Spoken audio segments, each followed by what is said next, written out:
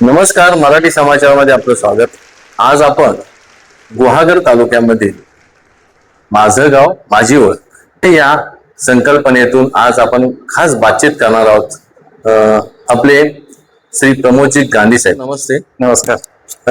आपण थोडक्यात आपल्या मराठी समाचारच्या या सर्व व्ह्युअर्सना आपली ओळख करून द्यावी असे अपेक्षित आहे. नमस्कार, मी प्रमोद सीताराम गांधी. माझं मूळगाव मुंडा, गुहागर तालुक्यात मुंडा हे मूळगाव आहे. आणि मुंडा जरी माझं मूळगाव असेल तरी हा तालुका, पूर्ण गुहागर तालुका आता माझं गाव झालेलं आहे. त्यामुळे ह्या गावामध्ये माझं बालपण गेलं, माझा जन्म ह्या गावात झाला, माझं बालपण ते झालं, माझं प्राथमिक शिक्षण इकडे झालं. आणि त्यानंतर मी मुंबईला गेलो. आणि मुंबईला गेल्यानंतर मी एक व्यावसायिक आता तिकडे आहे. मी हॉटेल, मुंबईमध्ये हॉटेल चालवतो. त्याचबरोबर माझा प्रिंटिंगचा व्यवसाय आहे. माझं पुणे, सुरत आणि मुंबई अशा 3 ठिकाणी ऑफिसेस आहेत. गेली 25 वर्ष मी ह्या इंडस्ट्रीमध्ये आहे आणि गेली 10 वर्ष मी हॉटेल इंडस्ट्रीमध्ये आहे. तर अशा प्रकारे ह्या व्यवसाय क्षेत्रामध्ये मी आहे. आणि त्याचबरोबर हॉटेलचा थोडासा उल्लेख केला तर साहेब बरोबर, काय नक्की आम्हाला? माझं हॉटेल कोकण कट्टा म्हणून आमचं रेस्टॉरंट आहे. एक अंधेरी ईस्टला आहे, एक मालाडला आहे आणि एक अंधेरी वेस्टला आहे.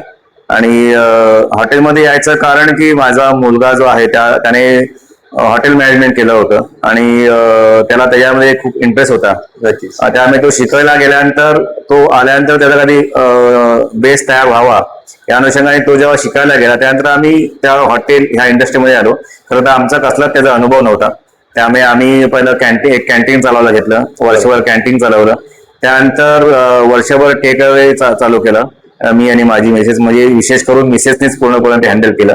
त्याचा पाठचा उद्देश होता की मुलगा जेव्हा शिकून येईल हॉटेल मॅनेजमेंट, तेव्हा आपला बेस तयार व्हायला पाहिजे, जेणेकरून तो आल्याबरोबर त्या हॉटेल इंडस्ट्रीमध्ये तो तयार होईल.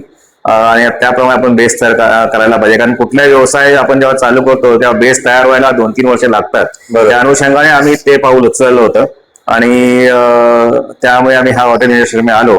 आणि आता आमची अंधेरी ईस्टला एक रेस्टॉरंट आहे, मला वेस्टला आहे आणि अंधेरी वेस्टला आहे. तिन्ही रेस्टॉरंट माझा मुलगा सांभाळतो आणि मिसेस सांभाळतात. अशा प्रकारे आमचा सर्व व्यवसाय चालू आहे. त्याच्यातूनही गावाला येणं जाणं तुमचं, आणि आज तुम्ही जिल्हा परिषद सदस्य म्हणून पण तुम्हाला गावाने निवडून दिले.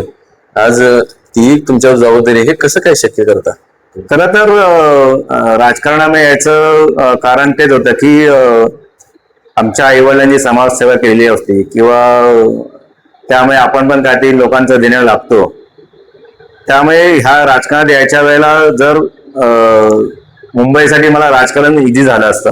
तसं आमचे जे वरिष्ठ आहेत त्यांनी मला मुंबईमध्ये तुम्ही सक्रिय व्हा असं सांगितलं होतं. पण त्यांना मी नाही सांगितलं. की मी म्हटलं, मी ज्या गावातून आलोय त्या गावातल्या लोकांची मला सेवा करायची.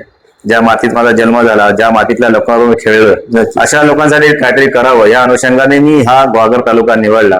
आणि मग माझ्या वरिष्ठांनी मला गुहागर तालुक्याची जबाबदारी दिली आणि तेव्हापासून मी इकडे गेली 5 वर्ष इकडे गुहागर तालुक्यामध्ये सक्रिय आहे. नक्की सर. साहेब मला सांगा, प्रमोद गांधी हे उद्योजक आणि राजकारण, म्हणजे उद्योग आणि राजकारण याच्याकडे कसं बघतात? खरं तर उद्योग, आता इतक्या वर्ष उद्योग केल्यानंतर तो एक ऑटो पायलट मोडला गेलेला असल्यानंतर राजकारणामध्ये समाजकारण करण्यासाठी आपल्याला आता वेळ आहे हे जेव्हा मला जाणवलं की आता आपण समाजासाठी वेळ देऊ शकतो, त्यामुळे मी ह्या लोकांची समाजसेवा करण्यासाठी या क्षेत्रामध्ये आलो. आणि सर्व ऑटो पायलट मोडवर चाललं असताना आणि मुलगा पण व्यवस्थित सगळं सांभाळतोय, मिसेस पण सांभाळते आणि आपल्याकडे आता वेळ आहे आणि तो वेळ आपण लोकांच्या सेवेसाठी द्यावा असं मला कुठे वाटलं. न्याय द्यावा, वेळ द्यावा, लोकांची सेवा करावी. आणि आपल्या आई वडिलांची पुण्याई असेल किंवा आजी आजोबा पुण्याई असेल, त्या अनुषंगाने ह्या गुहागर तालुक्यामध्ये मी लोकांची सेवा करतो. नक्कीच. आपण गांधी साहेबांचा आज त्यांची थोडक्यात माहिती आहे, पुष्कळ माहिती आहे, आपल्याला सांगायला अजून खूप वेळ जाईल. पुढच्या पार्टमध्ये ऐकूया. गांधी साहेब मला सांगा की गुहागर गावाची सर्वात मोठी ओळख काय? गुहागरची खास ओळख म्हटलं तर गुहागर एकदम शांत समुद्र तुम्हाला दिसेल, सुंदर शांत स्वच्छ समुद्र दिसेल. आणि तिथे एक चांगलं पर्यटन स्थळ आहे, चांगलं वेडेश्वर मंदिर आहे तिकडे. त्यामुळे निसर्ग आणि श्रद्धा त्यांचा संगम म्हणजे गुहागर आहे. अच्छा. आणि त्यामुळे लोक ह्या गुहागरला कोकणचा काश्मीर असं संबोधलं जातं. त्यामुळे अशी आमच्या गुहागरची ओळख आहे. कोकणचा काश्मीर एक प्रकारचा काश्मीरच आहे आमचा गुहागर म्हणजे. ही आमच्या गुहागरची ओळख आहे. म्हणजे पर्यटक आणि भाविक या दोन्ही गोष्टींचा एक समीप या ठिकाणी होतो. मला सांगा, गुहागरच्या इतिहासाबद्दल आणि परंपरेबद्दल आपण थोडीशी आपल्या प्रेक्षकांना माहिती दिली तर बघा. आपल्याला माहिती आहे गुहागरचा इतिहास हा पेशवेकालीन आहे. म्हणजे पेशवेकालीन इथे एक मोठं बंदर होतं. गुहागर हे मोठं बंदर होतं. त्यामुळे इथे शेती आणि मच्छीमार हा प्रमुख व्यवसाय आहे. त्यामुळे इकडचे लोक जो प्रमुख व्यवसाय तो शेती आणि मच्छी व्यवसाय करतात आहेत. त्याचबरोबर आंबा, काजू वगैरे हे सर्व व्यवसाय आहेत. त्यामुळे गुहागरची ओळख ही शेती आणि मच्छीमारी याच्यासाठी खूप चांगल्या प्रकारे तुम्ही बघू शकता त्यावेळेस. बरोबर. आता गुहागरमध्ये सण उत्सव जे होतात ते तुम्ही कसे सांगाल, तुम्ही तुमचं गाव म्हणून? हे गुहागरचे सण तुम्ही बघा ना, गुहागरमध्ये सण खूप एकोप्याने साजरे केले जातात. म्हणजे गणपती असेल, शिमगा असेल, गणपतीमध्ये किंवा शिमगामध्ये तुम्ही गुहागरमध्ये या, तुम्हाला लोकांचा एकोपा त्यावेळी दिसेल. आणि खूप एकोप्याने लोक गणपती असेल किंवा शिमगा असेल मोठ्या उत्सवात साजरा करत असतात. त्यामुळे गुहागरचा हे दोन्ही सण जगप्रसिद्ध आहेत आणि त्याचा प्रत्येक जण अनुभव घेतोय.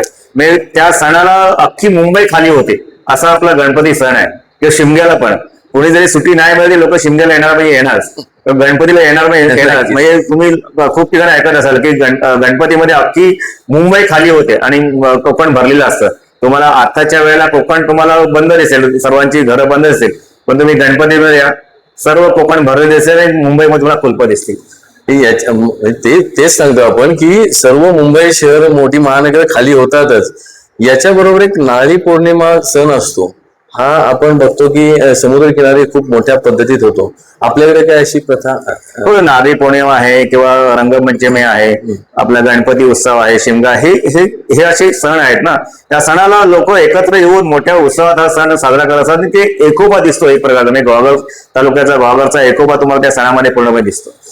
आपल्या गुहागरमध्ये खाद्यपदार्थ आणि उत्पादन काय, आपण काय तुम्ही मला मगाशीच बोललो की मच्छी जी आहे, मच्छी साठी गुहागर खूप फेमस आहे. त्याचबरोबर आंबा आहे, काजू आहे, सुपारी आहे, नारळ आहे, हे भरपूरशे आहे. खाद्यपदार्थ गेलो तर तुम्हाला कोंबडी वडे मिळतील किंवा घावणे आहेत, मच्छी करी वगैरे, खूप असे पदार्थ आहेत. तुम्ही व्हेज मध्ये पण नॉन व्हेज दोन्ही ठिकाणी आहेत खूप असे पदार्थ, ते तुम्ही इकडे खाऊ शकता. आणि मला सांगायला अभिमान वाटतो की हे जे पदार्थ आहेत ना, ते आम्ही आपल्या मुंबईच्या हॉटेलमध्ये ठेवले आहेत. आपल्या हॉटेलचं नाव पण कोकण कट्टा आहे. आणि ते हॉटेलमध्ये आल्यानंतर तिकडचं एकंदरीत तुम्ही जर त्याचा इंटरव्ह्यू बघितला की लोक त्या जुन्या आठवणीमध्ये जातात. म्हणजे आम्ही अशा ज्या वस्तू ते ठेवल्या आहेत ना, की जे हॉटेलमध्ये लोक येतात आपल्या मुलांबरोबर किंवा नातांबरोबर, आपल्या गावामध्ये पण असे डबे होते किंवा असं जातं होतं, अशा प्रकारे अशा गोष्टी लोक आपल्याला जुन्या काळात जातात. अशा प्रकारे आम्ही त्या हॉटेलचं इंटरव्ह्यू केलेलं आहे. आणि आम्हाला तो आनंद वाटतो की जेव्हा सांगतात आपल्या नातवंडाला किंवा मुलांना, किंवा बघ असं आपल्या आजीची पण वरवंटा होता किंवा जातं होतं किंवा अशी तांब्याची भांडी होती, एक प्रकारचं कोकण तिथे लोक अनुभवतात. आणि जेव्हा ते एकमेकाशी डिस्कस करतात ना, आणि आम्ही ते ऐकतो, तर आम्हाला पण चांगलं वाटतं. हा, आपण जे आपण केलंय किंवा लोकांसोबत आणलंय त्याचं एक समाधान आम्हाला वाटतं. यालाच अनुसरून असा प्रश्न आहे की आपण जे आता कोकण कट्टा हॉटेलमध्ये आपल्या जे सगळी वस्तू संग्रहालय केलंय, म्हणजे येणाऱ्याने खवय्याने तेही बघून एक कोकण अनुभवावं. पण आजच्या अँड्रॉइड युगामध्ये लोक हे फार विसरत चालली आहेत. पूर्वीची घरं कशी होती काय, आणि जे लोक ते त्यांच्या मुलांना पण त्याची जाणीव करून देत नाहीये. तर तुम्हाला काय वाटतं की असणाऱ्या या सुशिक्षित वर्गाने भविष्यामध्ये अँड्रॉइड युगात पण याची काळाची गरज आहे का, मागचं सगळं ठेवून दाखवण्याची? खरोखर ती आहे. म्हणजे त्याची खूप गरज आहे. आणि लोक बघायला गेलं तसं आता पर्यटन साठी जे लोक येतात ती जास्त करून अशा प्रकारचे स्थळ निवडतात की अशा ठिकाणी जाऊन शांत ठिकाणी जायचं आणि आपले जे मुंबईतले दगडी दिवस जे आहेत त्यातून लांब होऊन अशा शांत ठिकाणी जायचं आणि आपण ते थोडा आराम करायला, रिलॅक्स व्हायचं आणि तिकडची संस्कृती कशा आहे ती बघायची, त्यामुळे सामील व्हायची. अशा प्रकारचे भरपूर पर्यटन तयार झालेले आहे. आणि त्या पर्यटनामुळे आपल्या गुहागर तालुक्यामध्ये पण तसा फरक माहिती पडतो की लोक येत आहेत आणि त्यांचा तो अनुभव घेतात. त्या दिवशी आम्ही एका ठिकाणी गेलो होतो, बैलगाडी शर्यत होती तिकडे, बैलगाडी नांगरणी शर्यत होती. तिथे पण काही असे पर्यटक आले होते, मी गुहागर मधले किंवा इतर ठिकाणी कुठे आलेले पर्यटक होते, ते तिकडे खास बघायला आले होते आणि ते फोटो सेशन वगैरे करत होते. मी लोकांना ते आवडते बघायला सर्व गोष्टी, आणि जे त्यांनी अनुभवलं नाही ते अनुभवाचा. असं तुम्हाला तर वाटतंय का की शहरवासियांना आता कोकणाकडे कल आलाय, गावाकडे कल आलाय? नक्की. म्हणजे तुम्ही आता बघाल की गावामध्ये भरपूरशी अशी घरं बंद पडलेली आहेत आणि ती हेरिटेज याच्यामध्ये जातात ती घरं. अशा ठिकाणी लोकांना आवडतं राहायला, म्हणजे तिथला अनुभव घेणं. आता प्रत्येकाच्या घरामध्ये 5 स्टार काय 5 स्टारच्या सर्व फॅसिलिटी प्रत्येकाच्या घरामध्ये आहेत किंवा हॉटेलमध्ये मिळतात, पण ह्या फॅसिलिटी मिळत नाही. त्यामुळे अशा घरामध्ये लोकांना राहायला आवडतं. त्यामुळे अशा प्रकारचं पर्यटनला आपण जर चालना दिली, जेणेकरून त्या गावच्या ज्या बचत गटाचे महिला असतील किंवा अजून कोणी, त्यांना पण त्याचा व्यवसाय मिळेल, अशा प्रकारे चालना दिली तर खूप प्रकारे पर्यटन इथे होऊ शकतं आणि लोक अशी बंद असलेली घरं उघडून त्यामध्ये चांगले राहू शकतात आणि ते परत जीवन गावचं जीवन चालू होऊ शकतं. यालाच एक जोडून असं आहे की मग गावच्या विकासासाठी तुम्हाला असं काय वाटतंय, कुठच्या गोष्टींमध्ये जास्त लक्ष दिलं पाहिजे गुहागरच्या? नाही, खरं तर गुहागरचा पण विचार केला तर आता तुम्ही बघत असाल की सर्व मुलं शहराकडे धावतात. त्यांच्यामध्ये पाठचं कारण ते की त्यांना हाताला नोकरी नाही. मी आता बघतो की 15-20 हजारच्या नोकरीसाठी मुंबईला जातात. त्यासाठी भरपूरशा तसे कारणं आहेत. त्यामुळे त्याच्यावरती काहीतरी विचार करून लोकांना आता गुहागरला पर्यटन हा मोठा व्यवसाय आहे. मग त्या पर्यटनासारखे चांगले काही उपक्रम इथे राबवले, त्यांना काही ट्रेनिंग सेंटर ओपन केले आणि त्यांना जर ट्रेनिंग दिलं तर अशा प्रकारे युवकांना पण काम मिळेल. आणि इथे भरपूरशा बचत गट आहे किंवा भरपूरशा अशा गोष्टी आहेत, आंबा आहे, काजू आहे, फणस आहे, सर्व आहे. त्याला इकडे मार्केट नाही आहे. एखादं मार्केट ओपन केलं आणि तिथे जर आपण अशा प्रकारे वाशीला एपीएमसी मार्केट आहे, अशा प्रकारे काही एखादं रत्नागिरी जिल्ह्यात असेल किंवा तालुक्यात एखादं असं मार्केट राहिलं. आता तुम्ही बघाल की आपल्या इकडचा फणस होताला कोण विचारत नाही. मी अक्षरशः झाडावरती फणस कुजलेला नाही, काय नाही. मग अशा फणसासाठी जर इथे काही मार्केट आलं तर लोक फणस करून त्या मार्केटमध्ये घेऊन जाऊ शकतात. मग तिथून एक त्यांना काही व्यवसाय होऊ शकतो, उदरनिर्वाह येऊ शकतो. म्हणजे आता बचत गट, एवढ्या बचत गट आहेत, आता मी गावागावात फिरतो, बचत गट सर्व आहेत, सक्रिय आहेत, ते काम करून उत्पादन तयार करायला पण तयार आहेत, पण त्यांना मार्केट नाही. मी जेव्हा सर्वांशी चर्चा करतो ना तेव्हा आम्हाला साहेब मार्केट नाही, तेव्हा आम्ही एखादी वस्तू बनवून करणार काय, आम्ही विकणार कसं? त्यामुळे अशा ज्या महिला बचत गट आहेत त्या एखादी वस्तू बनवल्यानंतर त्यांना काही मार्केट मिळालं तर त्यांना पण चांगला ते व्यवसाय करू शकतात. अशा प्रकारच्या गोष्टी जर सरकारने काही आणल्या तर चांगलं इथे याच व्यवसायातून जर इकडे व्यवसाय एक मोठमोठे उभारले तर आपला जो तरुण वर्ग आहे जो म्हणजे शहरात जातो तो थांबू शकतो, परत येऊ शकतो आणि हे एक गावची उन्नती होऊ शकते. नक्कीच पर्यटन वाढवण्याबाबत आपण गुहागरमध्ये काय अपेक्षित? मी तुम्हाला आताच बोललो की तर पर्यटन वाढवण्यासाठी एकतर आपले रस्ते असतील किंवा आपली दवाखाने असेल, इतर काही गोष्टी आहेत ज्या नागरिकांना पाहिजेत, त्याच्यामध्ये खूप बदल करावा लागेल. आपल्याकडे गुहागरमध्ये एक चांगलं असं हॉस्पिटल नाही आहे, रस्त्यांची हालत खराब आहे. म्हणजे तुम्ही गावागावात फक्त मेन रस्ते आहेत ते चांगले आहेत, पण जर खेडेगावात गुरुमध्ये गेला तर रस्त्याची अवस्था तशी बिकट आहे. त्यामुळे पर्यटन हा व्यवसाय आपण जर सर्वांनी त्यावर चांगला फोकस केला तर भरपूरशा लोकांना हातामध्ये काम मिळू शकतं. तर अशा वेळेला पर्यटन हा एक व्यवसाय त्यावर चांगले लोकांना कामं मिळू शकतात. त्याचबरोबर बचत गट आहे, बचत गट भरपूरशा वस्तू बनवतात. तिथे पण जर काही चांगल्या प्रकारे ट्रेनिंग दिलं गेलं, चांगल्या प्रकारे काही आपण त्याप्रमाणे तयार केल्या तर तिथे पण चांगला लोक व्यवसाय करू शकतात किंवा तशा प्रकारचे काही उद्योग आणू शकतात. किंवा आपल्या तालुक्याचा कुठलाही ऱ्हास होणार नाही अशा प्रकारे काही उद्योग आले तर त्या प्रकारे उद्योगात तर तिथे पण लोकांना नोकऱ्या मिळू शकतात. इथे तुम्ही जर निसर्गाला काही हानी होईल अशा प्रकारचे उद्योग आणायचे प्रयत्न करत लोकांचा पण त्याला विरोध असतो. आणि त्यामुळे असे काही जर व्यवसाय आले निसर्गाची हानी होणार नाही अशा प्रकारे वनस्पती उपयोगी आणि लोकोपयोगी असे व्यवसाय आले तर नक्कीच यात बळ वाढेल आणि गुहागरचा कायापालट आणखी होऊ शकतो. आता गुहागरला आपल्या समुद्र किनारा आहेच, मत्स्यमारी मासेमारी जे आहे, जे बांधव आहेत यांच्यासाठी आपलं एक आवड म्हणून, गावची आवड म्हणून आपण काय सांगतो? मी आता जसं फिरतोय सर्व ठिकाणी असं खूप सारखे अनुभव येतात हे मच्छीमारी खूप मोठ्या प्रमाणात होते आपल्या भागात. मच्छीमारी झाल्यानंतर तिथे जो कोल्ड स्टोरेज पाहिजे, कोल्ड स्टोरेजची कुठे मला व्यवस्था दिसली नाहीये. म्हणजे अशा प्रकारे जर काही व्यवस्था तिथे झाली तर चांगल्या प्रकारे मच्छीमारी होऊ शकते आणि कोल्ड स्टोरेज असेल तर स्टोअर होऊन ती इतर ठिकाणी आपण त्याचा सप्लाय पण करू शकतो. त्यामुळे मच्छीमार लोकांसाठी पण खूप तिथे चांगले स्कोप आहेत, पण त्यांना जे लागणाऱ्या सुविधा आहेत त्या कुठे मिळत नाही अशा प्रकारे.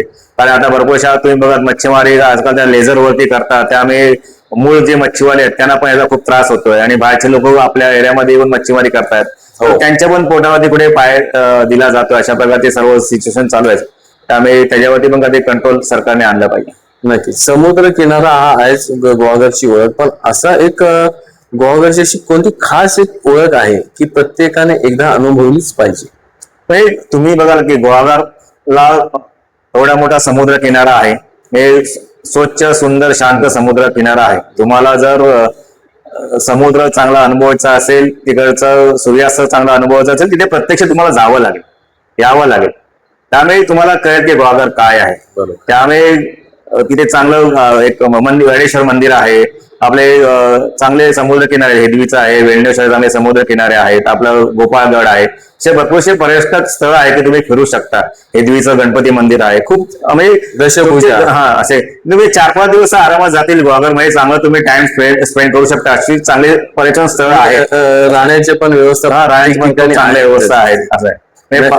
त्यामुळे हे सर्व गोष्टी बघितल्यानंतर गुहागरमध्ये पर्यटनासाठी आलेल्या लोकांना चांगला त्याचा अनुभव मिळेल किंवा चांगले त्याचे 4-5 दिवस चांगले स्पेंड होऊ शकतात फॅमिली बरोबर. अशा प्रकारे गुहागरचा पूर्णपणे हे आहे. तुम्ही गांधी साहेब, तुम्ही लहानाचे मोठे झालात या मातीत गुहागरमध्ये.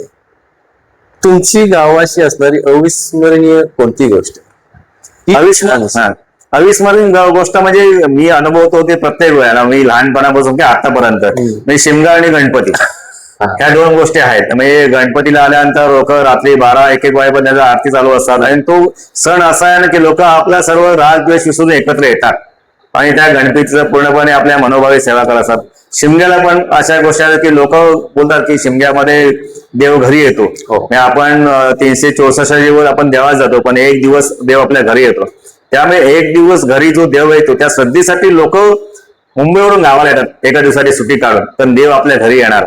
त्यामुळे तो स्वागतासाठी असं आहे. त्यामुळे तो शिमगा आणि गणपती ना, हे जो 2 सीझन आहेत किंवा 2 सण आहेत ते माझ्या खूप आवडीचे आहेत. म्हणजे तुम्ही काही तुमचं काम असलं कुठेही कुठच्याही स्तराला तरी तुम्ही 100% येत असता. नक्कीच.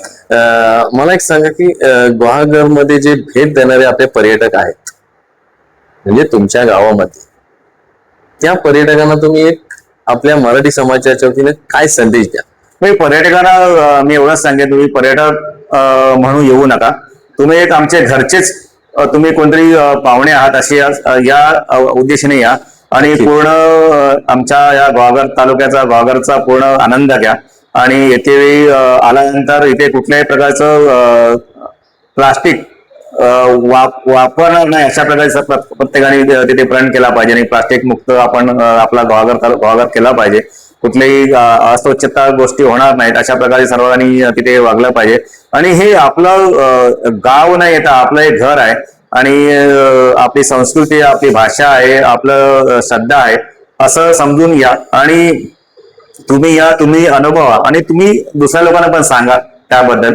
आणि आपलं समजून या, पर्यटक म्हणून येऊ नका. आपण घरचेच आहोत, गुहागरचेच आहोत हे समजून या.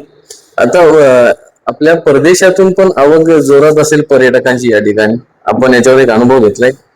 मी तसा अनुभव घेतला नाही, पण मी बघतो जेव्हा जातो गुहागरला किंवा फिरतो वेगवेगळ्या ठिकाणी, तेव्हा भरपूरसे परदेशी पर्यटक पण आलेले असतात, फिरतात.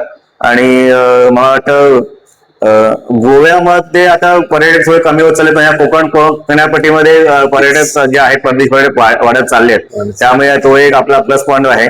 त्यामुळे गुहागर आता कोकणामध्ये हा जवळ 750-800 किलोमीटर जो आपला समुद्र किनारा आहे, त्याच्यावरती जर सरकारने चांगलं लक्ष दिलं आणि तिथे पर्यटनासाठी चांगली जर व्यवस्था करून दिली तर पर्यटन ह्या व्यवसायावरतीच आपला पूर्ण कोकण चालू शकतो, एवढी मोठी ताकद त्याच्यामध्ये आहे.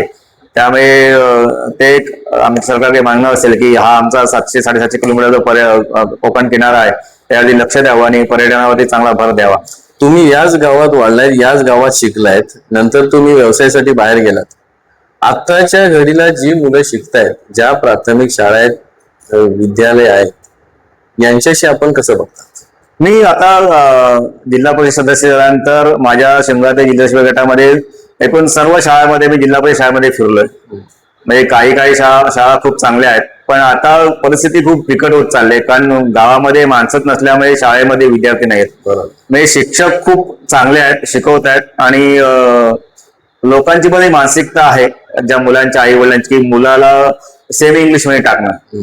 तर सेमी इंग्लिश मध्ये जसं शिकवतात इतर शाळेमध्ये, प्रायव्हेट शाळेमध्ये, तेच जिल्हा परिषद शाळेमध्ये पण शिकवतात. पण लोकांची मानसिकता तयार झाली की नाही, माझ्या मुलगाला इंग्लिश आला पाहिजे किंवा सेमी इंग्लिश आला पाहिजे, ती मानसिकता थोडी बदलली गेली पाहिजे. अनुकरण पण होतं का तुमच्या माहितीनुसार? हो ना. एखाद्या मित्राने इंग्लिश मिडियमला टाकल्या म्हणून माझा पण मुलगा तिकडे गेला पाहिजे. तेच होतं. आणि एकतर काय पहिले जे आहेत मुलं, म्हणजे आता आम्हीच 6 भावंड होतो, म्हणजे आम्ही शाळेमध्ये बसायला जागा मिळायची नाही. आणि आताच जे लोकांनी काय की फॅमिली रेस्ट्रिक्शन केलेली आहे, त्यामुळे आता 1 ते 2 मुलं जास्त असतात, आणि त्यामुळे एक संख्या कमी झाली. त्यामध्ये 70% जी मुलं आहेत नवविवाहित जोडपा आहेत ते शहराच्या बाहेर आहेत. त्यामुळे गावामध्ये जे जिल्हा परिषद शाळा आहेत ना, ते सून पडल्यासारखे होतात, अशी परिस्थिती आहे. पण जे जिल्हा परिषद शाळेमध्ये जे शिक्षण मिळतं ना, आम्ही स्वतः जिल्हा परिषद शाळेमध्ये, जिल्हा परिषद शाळेमध्ये शिक्षण मिळतं किंवा संस्कार मिळतात, ते कुठे मिळणार नाहीत.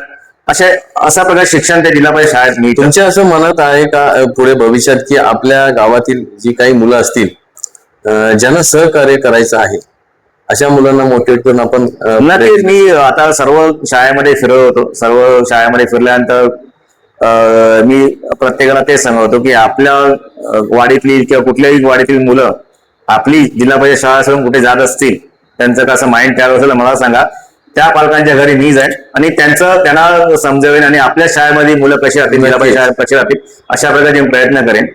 आणि त्यांना ज्या ज्या गोष्टी पाहिजे आहेत किंवा कुठे काही कमतरता असेल तिथे मी असे नसं त्यांना सर्वांना सांगितलंय. पण आपली जिल्हा परिषद शाळेमध्ये कमीत कमी 7वी पर्यंत आपल्या गावची मुलं दुसऱ्या कुठल्या शाळेमध्ये जाऊ नये, अशा प्रकारचे मी सर्वांनी आपण प्रयत्न करूया, हे मी त्या प्रत्येक शाळेमध्ये जाऊन त्यांना आवाहन केलं. आणि त्या पद्धतीत आपण शाळेला उपक्रम पण देऊ. आता स्कॉलरशिप असेल, मंथन असेल, अजून एक परीक्षा आहे, सर्व परीक्षेमध्ये बसणारी मुलं आहेत. काही मुलं ती आपली 400-500 रुपये फी भरायला लागते म्हणून काही पालक त्यांना बसून देत नाहीत. तर याच्या पण त्याला सांगितलंय की अशा काही सिच्युएशन असेल किंवा अशामुळे जर कुठली मुलं पालक बसवत नसेल तर मला सांगा, आपण त्या मुलांची जबाबदारी घेऊ. पण त्या मुलांना त्या स्पर्धा परीक्षेत बसवू आपण. अशा प्रकारचे त्या शाळेला पण मी सांगून आलोय की काही तुमच्याकडे अशा प्रकारचं काही घडलं की फीमुळे जर मुलगा बसत नसेल तर त्याची काय अडचण असेल मला सांगा, आपण त्या अडचण दूर करायचा नक्की प्रयत्न करू. नक्कीच तुमचे साहेब विचार फार मोठे आहेत. आणि शेवटी मी असं जाता प्रश्न विचारतो की मराठी समाचार या आपल्या न्यूज चॅनलच्या उपक्रमात माझं गाव माझी ओळख, आपण या उपक्रमातून प्रेक्षकांना संदेश काय द्याल? हे आपलं गाव आहे, आपलं गाव म्हणून फक्त तुम्ही त्याला बघू नका. ही माती आहे, इथली माणसं आहेत, इथले संस्कार आहेत, इथले खाद्यपदार्थ आहेत, हे सर्व आपले आहेत.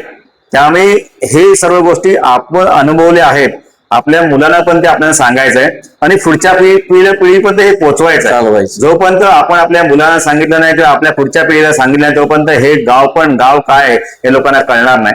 त्यामुळे आपण आपल्या घरापासून सुरुवात केली पाहिजे. आपली मुलं असतील, आपली नातवंड असतील, सर्वांना आपलं गाव म्हणजे काय आहे, ही माती काय, मातीचा सुगंध काय, हा त्यांना सांगितला पाहिजे आणि तो अनुभवला पाहिजे. आणि तेच अनुभव पुढच्या पिढीला सांगत गेलं तर हे गाव म्हणून गाव राहील आणि आपण ते गाव अनुभवू शकतो. पुढे गाव हे पाहिजेच. नक्कीच खूप छान आपल्याला माहिती दिली आज श्री प्रमोद गांधी साहेबांनी. आणि त्यांची नाळ या गावाशी जुळलेली आहे. त्यांचा जन्म या गावामध्ये झालाय, गुहागर गावामध्ये, मुंडळ गावामध्ये. आणि आज त्यांनी त्यांच्या जीवनाचा कायापालट करून आज त्यांनी इतरांसाठी आज ते सहकार्य करतायत. सगळ्यांना जास्त चांगल्या पद्धतीत बघण्याची त्यांची इच्छा आहे आणि ती सफल हो. वेडेश्वराला आम्ही साकडं घालतो की आपलं इच्छा सर्व सफल होत. आणि धन्यवाद या ठिकाणी. धन्यवाद.